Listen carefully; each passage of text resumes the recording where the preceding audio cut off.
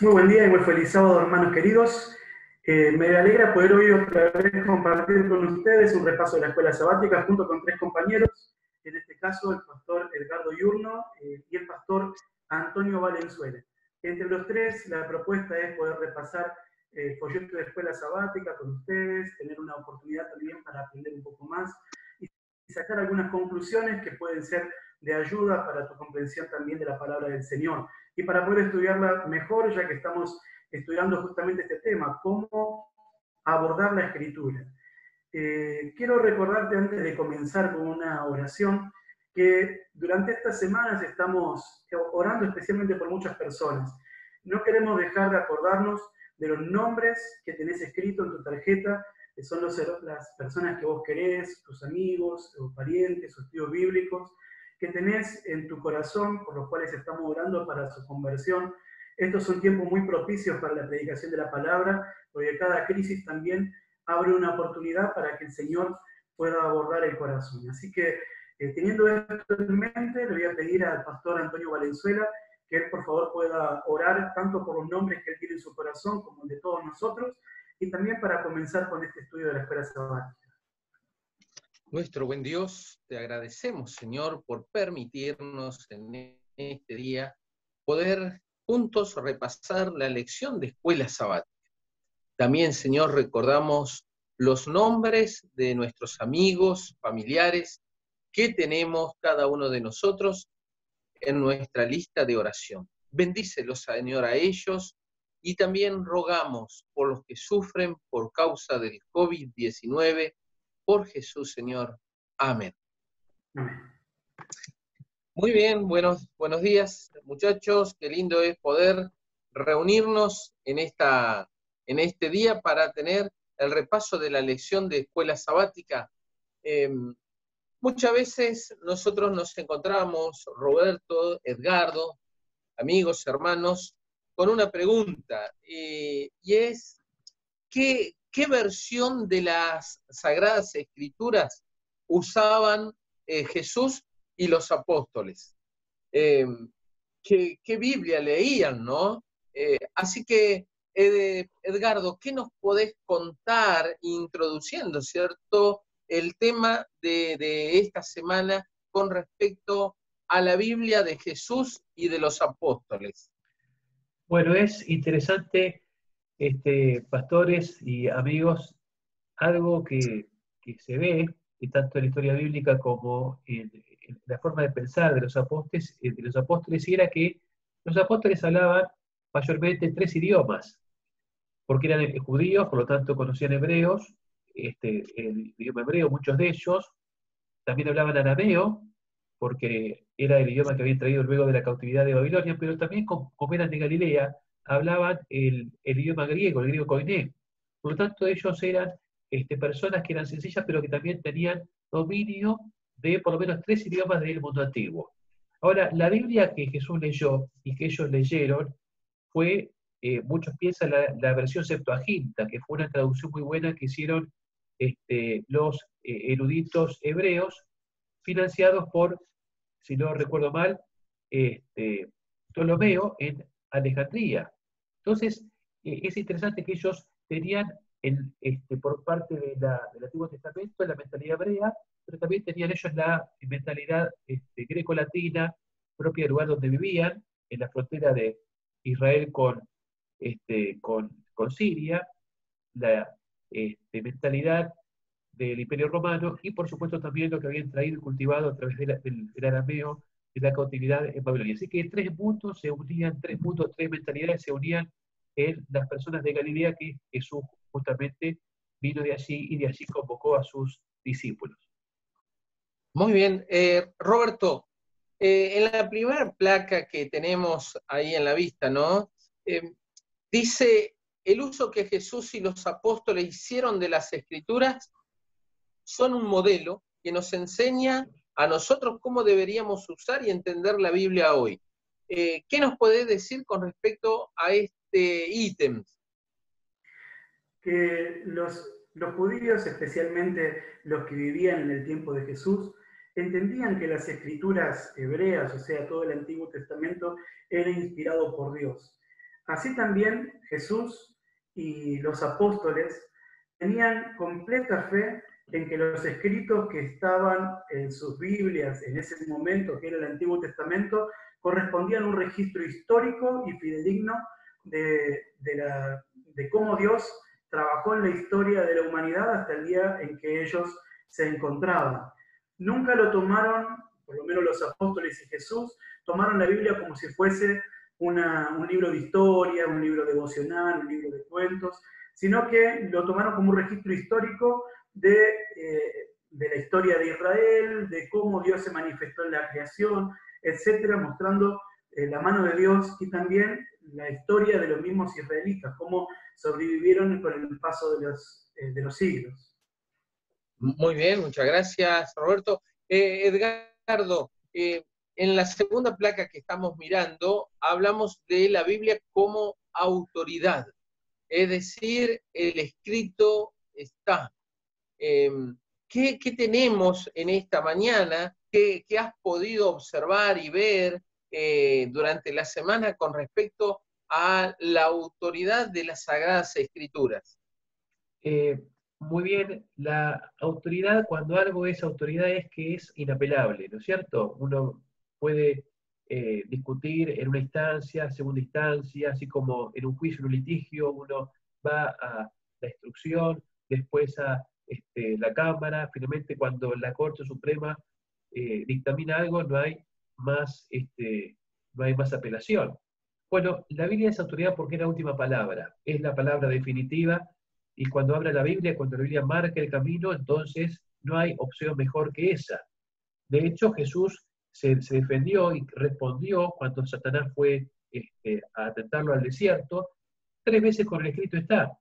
Él podría haber dicho, yo digo, él podría haber razonado y argumentado filosóficamente con Satanás, pero él solamente dijo, escrito está. Él no innovó, sino que se refirió a pasajes del Antiguo Testamento que eran la respuesta mejor para lo que Satanás en ese momento estaba planteando. Al ser tentado con el apetito, dijo, no solo de pan vivirá el hombre. Al ser tentado por la presunción, tirarse abajo de las almenas del templo, ¿no es cierto? No tentarás a Jehová tu Dios. Al ser tentado con el poder, ¿no es cierto?, de conquistar el mundo sin pasar por el sufrimiento de la cruz, dijo, a tu Dios temerás y solo a él servirás. Así que fíjense que Deuteronomio sirvió como la autoridad, como la palabra definitiva para Jesús, en una época cuando tantos creen que la Biblia no es autoridad, o que el Antiguo Testamento no es autoridad, o que la tradición es tan autoritativa como la Biblia. Aquí encontramos el ejemplo. Jesús se remitió al Antiguo Testamento, siendo él mismo el que había inspirado la Biblia. Él podría haber dicho algo nuevo, pero él se mantuvo en lo que estaba ya expresado mucho antes en el libro de Deuteronomio. Muy bien. Roberto, así como tenemos a la Biblia como la autoridad final, con este lindo ejemplo que Edgardo nos traía, ¿no? Cuando la Corte Suprema de un país dictamina, ya no hay más apelaciones. Así como la Biblia es, así como la Corte, la Biblia es la autoridad definitiva, pero también la Biblia es una norma de vida. ¿Qué podés contarnos con respecto a esto, Roberto?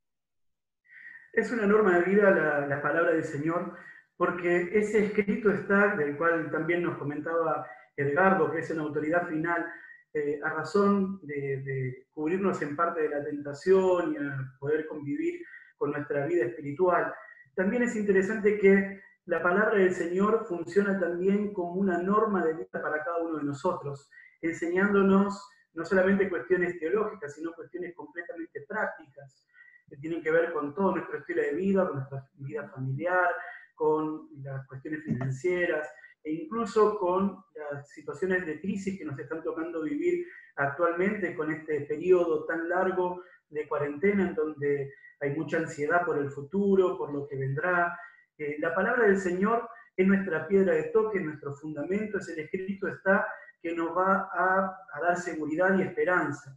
Cuando uno se basa por ahí en las palabras de un médico, de un político en estos tiempos, podemos estar poniendo nuestro futuro en falsas esperanzas, pensando que posiblemente algunas de las cosas que nos dicen, tanto positivas como negativas, funcionarán o no, será que sucederán o no. Sin embargo, la palabra del Señor es certera. Es la norma de vida que a nosotros nos coloca en la dirección correcta y sobre la cual no hay errores. En la placa que está colocando Edgardo, nosotros podemos leer: Jesús entendía las Escrituras como la norma de vida por la cual debemos regir nuestra vida.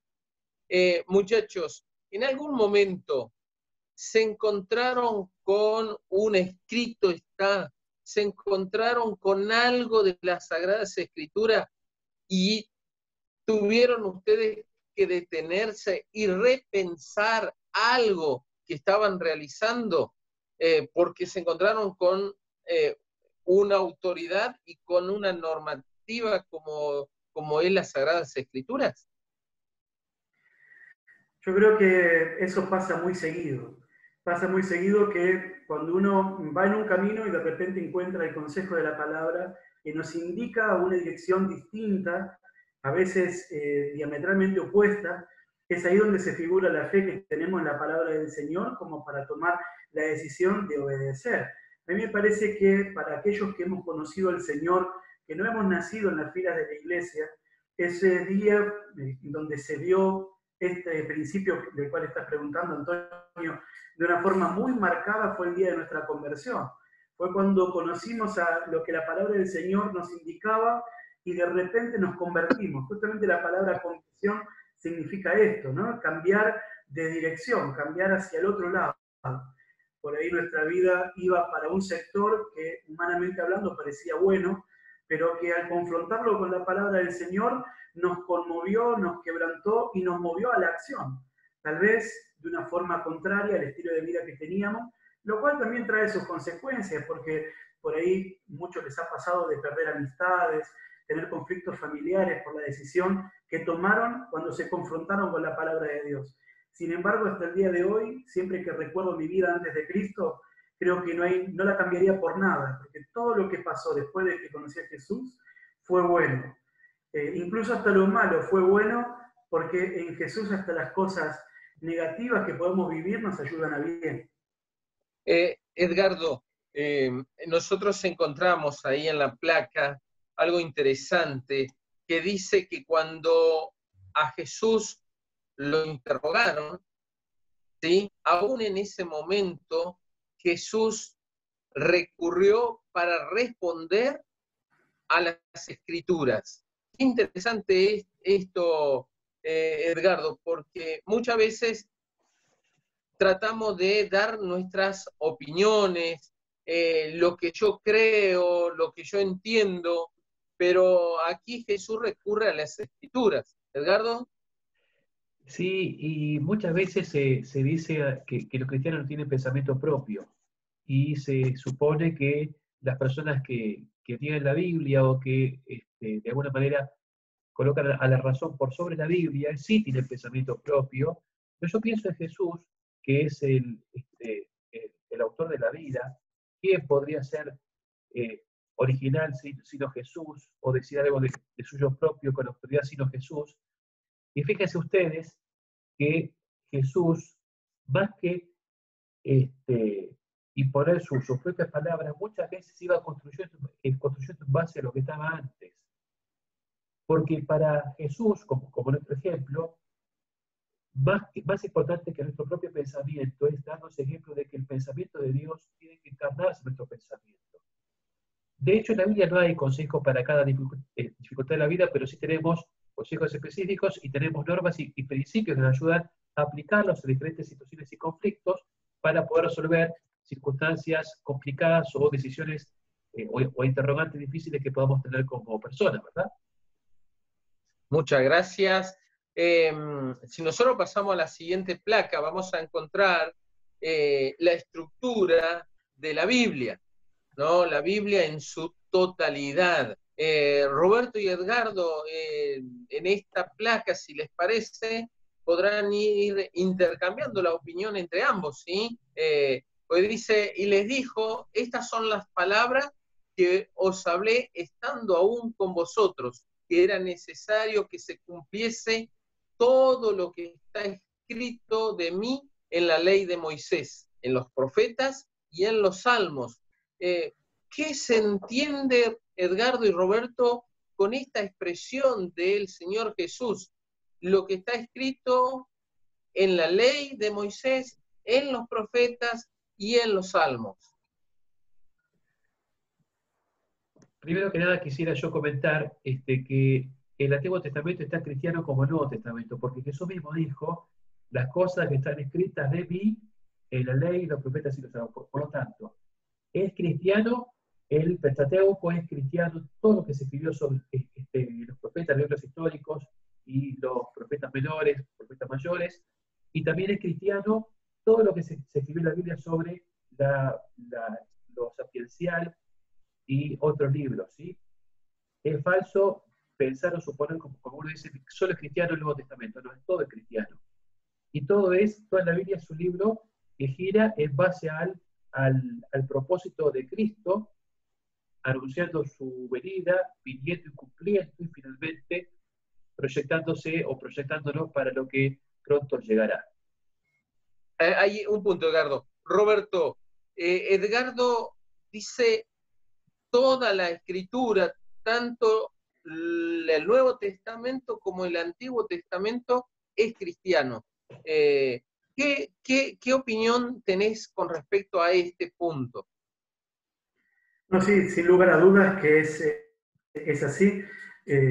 Concuerdo con Edgardo, porque desde la palabra primera del Génesis hasta la última del Apocalipsis, todas tienen un mismo personaje principal. Jesús lo tocó cuando iba camino de Emaús, luego de resucitado, con sus discípulos, en donde dice la palabra que él, citando toda la escritura del Antiguo Testamento, acá como está colocado en la placa en Lucas 24, ahí habla de la ley de Moisés, los profetas y los salmos, hablando de la totalidad. En todos dice que Jesús les enseñó lo que se anunciaba acerca de él. O sea que cada libro del Antiguo Testamento tiene una unidad central, que es un hilo conductor que atraviesa toda la palabra, todo el Antiguo Testamento, enfocando hacia Cristo en las sombras, o sea, en las sombras porque prefiguraba a la persona de Cristo como un tipo de lo que habría de venir, pero en el Nuevo Testamento ya vemos la obra del Señor consumada, sus actos y también los resultados de su ministerio. Aunque hay en el Antiguo Testamento, obviamente, diferencias con el Nuevo Testamento, los dos testamentos tienen claras diferencias de énfasis porque algunos de todos estos libros están hablando acerca del Mesías que iba a venir y el Nuevo Testamento habla acerca del Mesías que había venido y que ya consumó la victoria por nosotros, que nos está por venir a buscar. De todas maneras, los dos testamentos se corresponden y necesitan el uno del otro para entenderse. Eso creo que es también algo importante, ¿no? Como decía Edgardo, desde la primera parte hasta la última, la totalidad de la Escritura debiera ser aceptada por el pueblo de Dios. O sea, a ver, muchachos, para entendernos, ¿no? Cuando hablamos que es cristiano, no significa que el Antiguo Testamento está dejando de lado al pueblo de Israel. Lo que estamos diciendo y el Nuevo Testamento le habla a un pueblo, al pueblo de Cristo. Es eso, Así ¿verdad? Es. Así es, sí. De alguna manera Cristo es el Cristo de todos los pueblos. No todos los pueblos lo han aceptado todavía, por una razón o por otra, pero Cristo es de todos, es para todos, es el Salvador del mundo. De forma tal entonces que cuando decimos que es cristiano es porque Cristo estaba revelado ya en el Antiguo Testamento, y por eso Pablo, cuando evangelizaba, se iba primero a las sinagogas para que con el Antiguo Testamento demostrar que eso se cumplía solo y únicamente en la persona de Cristo, Jesús de Nazaret. Muy bien, muchas gracias. Qué buena esta parte, ¿no? Esta placa. Ahora, la Biblia como historia real, ¿será cierto? ¿Será verdad? Todo lo que cuenta, todo lo que relata, ¿es verdaderamente así? ¿podemos creer nosotros en lo que está escrito tanto en el Antiguo Testamento como en el Nuevo Testamento? Roberto, ¿qué decimos acerca de esta placa? Mira, yo creo que en este tiempo la sociedad está muy preparada para creer solamente en lo empírico y de hecho hasta se desconfía de lo empírico. Estamos viviendo en la sociedad más escéptica que alguna vez pisó esta historia. Se ha dudado de todo, incluso hasta de que la Tierra es redonda. Se duda de absolutamente todo lo que se nos dice.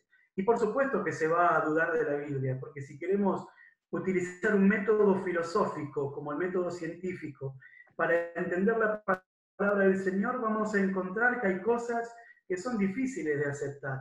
Lepras que se curan rápidamente con un baño simplemente en un río, el mundo siendo inundado y destruido por un gran diluvio, y tantas cosas que han hecho flaquear en la fe a muchísimas personas en estos tiempos, que toman incluso hasta los cristianos el Antiguo Testamento como un libro de fábulas y de cuentos. Hay iglesias que han declarado que Génesis del 1 al 11 son simplemente fábulas para entender el inicio del universo y cómo Dios dirigió la evolución. O sea, es realmente para la mente actual, la mente occidental actual, es muy difícil aceptar la palabra del Señor tal como está. Sin embargo, el mismo Jesús consideró cada una de sus historias, y los apóstoles también, como historias reales y con veracidad histórica. Y nosotros tenemos que continuar esa misma línea, creyendo como nuestro Salvador creía. Muy bien, muchas gracias, Roberto. Vamos a pasar a la siguiente placa, Edgardo, y vamos a centrarnos en la última, en la anteúltima placa, ¿sí? La Biblia como palabra de Dios. ¿Qué significa que la Biblia sea palabra de Dios, Edgardo? Bueno, de alguna manera cuando decimos que la Biblia es palabra de Dios, queremos decir que en ella está la autoridad, pero también, como dijimos, el poder de Dios. Y ya lo dijo Pablo ayer en Romanos 9:17, cuando, por ejemplo, el Señor enfrentaba su palabra, su autoridad con la del faraón. Él decía, estuvimos levantados para mostrar en ti mi poder y para que mi nombre sea anunciado en toda la tierra. O sea, Cristo, el Padre, el Espíritu Santo, unidos en favor de la raza humana, y unidos actuando cada uno en su función en la palabra, en la palabra viva, nos hace ver que lo que la Biblia dice no es que contiene la palabra de Dios, no es que nos guía la palabra de Dios, es la palabra de Dios. La misma palabra que creó los mundos solamente por ser declarada, eso es la Biblia. Toda la escritura es inspirada por Dios, por eso creemos nosotros que Génesis está inspirado como Apocalipsis, que no hay grados de inspiración, esto es más, esto es menos, todo es inspirado, todo es útil. Crónica, yo estoy estudiando en estos días, de forma personal, Primera de Crónicas, ¿no es cierto? Hay un montón de listas de nombres, pero es maravilloso cómo ahí entretejido en eso hay tanta sabiduría, ¿no es cierto? Tanto material. Toda la escritura es inspirada por Dios, todo tiene un porqué, y como vemos aquí, todos los autores de la Biblia, todos los autores del Nuevo Testamento, usan el Antiguo Testamento como palabra de Dios, le dan la autoridad que eso tiene, y sabemos que los profetas siempre se remiten a otros profetas. Ningún profeta ha tomado nunca un camino independiente diciendo que Juan era mejor que Daniel, o que Jeremías era mejor que Elías. Todos ellos estaban unidos con un solo propósito. Todas las historias, todos los hechos estaban completamente cohesionados. No vamos a ver en la Biblia ningún libro que critique a otro. Aunque Pedro dice, hay en las palabras de Pablo cosas difíciles de entender, pero defiende después a Pablo, ¿no es cierto? Diciendo que ellos tuercen lo que Pablo ha dicho para su perdición. Así que vemos en la Biblia completa autoridad, y que unos se defienden a otros sin que se hayan conocido, muchos de ellos, porque son y saben que están cumpliendo un rol de instrumentos de la palabra poderosa que no era de ellos, sino que era de Dios, y es de Dios. Le voy a hacer una pregunta personal a ambos, ¿sí? también es una pregunta personal para aquel que está escuchando o que va a escuchar, ¿no? El repaso de esta lección de escuela sabática. La pregunta es, Edgardo, Roberto, primero Edgardo, después Roberto, la pregunta es la siguiente: ¿crees en la veracidad del Antiguo Testamento y crees que el Antiguo Testamento hoy para nosotros, en el siglo XXI, sigue siendo un libro al que hay que ir para estudiarlo, para leerlo y para meditar en él? Sí, completamente. Aparte, sabemos que la mayor cantidad de páginas en la Biblia son del Antiguo Testamento. Por lo tanto, ¿no es cierto?, tenemos la mayor cantidad de material bíblico en el Antiguo Testamento. De hecho, por algo ha sido, ¿no es cierto? Roberto. Sí, por supuesto. E incluso creo que hay que poner un especial énfasis en el Antiguo Testamento porque naturalmente somos llevados, ¿no?, a las historias del Nuevo Testamento, a la vida de Cristo, pero el contenido del Nuevo Testamento está cimentado en el Antiguo Testamento. Y muchas de las cosas que en el Nuevo Testamento aparecen de forma muy explícita requieren de nuestra atención en el Antiguo Testamento. Por eso, durante la semana también se repasó esta confusión que hay cuando Jesús resume los mandamientos diciendo que se resumirían en amar a Dios y en amar al prójimo, acotando un poco el texto. Y muchos dicen, bueno, estos son mandamientos nuevos que Jesús ha colocado. La ley de Dios del Antiguo Testamento ya no existe más. Ahora tenemos que ir a la ley que es la ley de Jesús, que es la ley del amor. Todo esto es una gran falta de estudio combinado entre el Antiguo Testamento y el Nuevo Testamento, porque de hecho el mismo Señor estaba citando versículos de la ley, versículos del Pentateuco para decir lo que estaba confirmando con sus palabras. Por lo tanto, entonces, no se puede tener una comprensión clara del Nuevo Testamento sin el Antiguo. Necesitamos ir a la raíz también que está en el Antiguo Testamento para una comprensión clara. Por eso estoy convencido que hoy necesitamos estudiar mucho más el Antiguo Testamento, aprender mucho más allí para tener una comprensión mejor de la teología bíblica. Sale, con esto, creo que muchos, ¿cierto? No van a entender el ministerio de Cristo si no hacen una correcta lectura del Antiguo Testamento, ¿no? Porque en el Antiguo están las promesas que nosotros vemos cumplidas totalmente en el Nuevo. Así es. Acerca de esto podemos leer la cita de Palabras de vida del Gran Maestro, referente a lo que estamos charlando, comentando, que dice lo siguiente: la palabra de Dios incluye las escrituras del Antiguo Testamento así como las del Nuevo. El uno no está completo sin el otro. Cristo declaró que las verdades del Antiguo Testamento son tan valiosas como las del Nuevo. Cristo, tal como fue manifestado por los patriarcas, simbolizado por el servicio expiatorio, pintado en la ley y revelado por los profetas, constituye la riqueza del Antiguo Testamento. Cristo en su vida, muerte, resurrección, Cristo tal como lo manifiesta el Espíritu Santo, constituye los tesoros del Nuevo Testamento. Nuestro Salvador, resplandor de la gloria del Padre, pertenece tanto al Antiguo como al Nuevo Testamento.